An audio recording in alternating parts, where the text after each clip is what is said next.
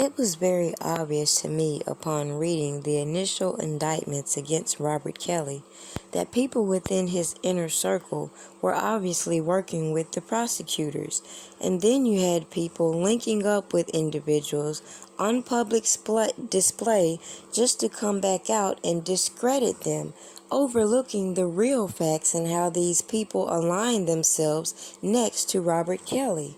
Then you got these people on the internet who like to entertain the things that the government has laid out against Robert Kelly by acting out all of these accusations and then pointing the finger publicly online to make all this suspicion arise around the guilt of Robert Kelly instead of raising the questions and the point that there's enough reasonable doubt between all these janky ass people that make you realize that obviously something's not right in the background. Now, all these characters involved with this scandal are questionable as hell, but they like to keep you distracted with people who are not involved with the case so that you don't ask the right questions. For example, Jerronda Pace Johnson was one of the first accusers that stuck out like a sore thumb, and then Tim Savage was one of the parents that stuck out like a sore thumb. Those twins who think it's appropriate to come out here and say one thing 1 minute and turn around and flip the script the next, who are supposedly inside Robert Kelly's camp, stuck out like a sore thumb. But some people wanted to overlook all these red flags and target certain individuals, and that is why I decided to do my research independently without letting certain individuals attach their motives to what I brought to the table. It didn't take a genius to see these people are acting as the enterprise that the government is laying out in their indictments. They're leaking people's address, intimidating people online, trying to intimidate these witnesses.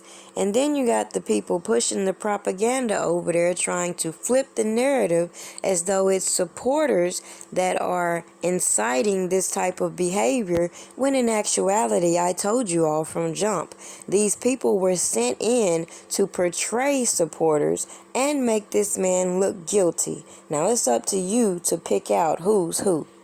But just being honest, obviously I've shown you that it don't even matter who's who, because if you stick to the facts, it will be obvious to you what's really going on. So let's focus on Tim Savage today and all the sequence of events that people have pushed to the back burner that I feel like was the biggest red flag in his whole story and should have alerted the people, such as the press, such as the FBI, that this man, along with the people that he implicated in his stories, were full of shit. I ain't playing no motherfucking games with you, boy. I gave you 120 hours to get back in touch with me, nigga. But fuck them 120 hours, nigga. You talking about my daughter. You know you supposed to be working with her music, R. Kelly. Yeah, that's what I'm talking about, Robert R. Kelly, the singer, you bitch ass nigga. I got you, boy. Yeah, come fuck with me. This Savage, Tim Savage. Fuck you, nigga. R. Kelly, by now, you should know that you should come see me. You know who I am. You know who you have at your house. My daughter, Joycelyn Savage. My name is Tim Savage.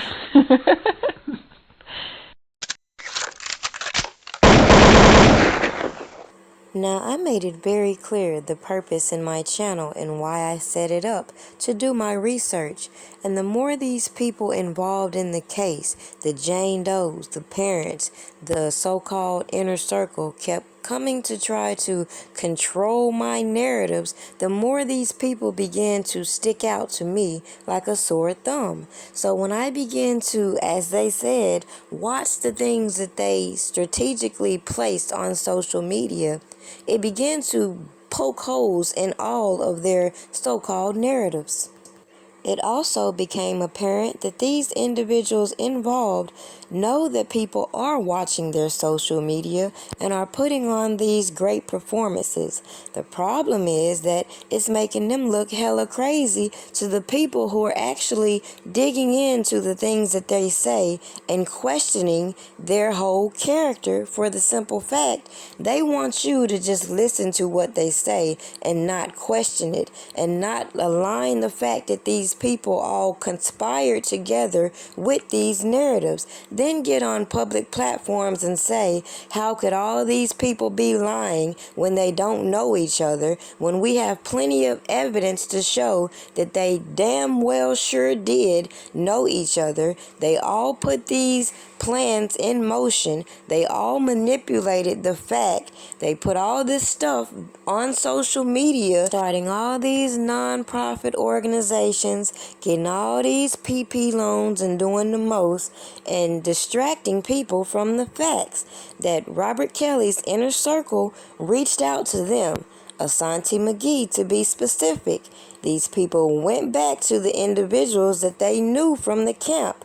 They all began to calculate all these stories to put on social media, to plot these book deals, to plot this Surviving R. Kelly series, and hope that they could get a reality show in the process. Problem is, when you link up with characters like Jim Derogatis and they help you continue to fuel these narratives, and people bypass the fact that they wouldn't even testify in this man's first trial, but we're supposed to believe all these elaborate narratives they've come up with and deny this man his due process rights and ignore the obvious corruption.